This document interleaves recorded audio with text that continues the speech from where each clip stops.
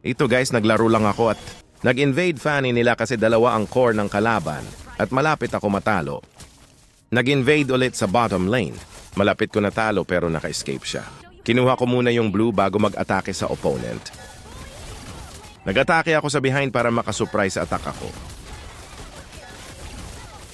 Nag-atake ako ulit. Dahil sa ito nag-start na yung kill streak ko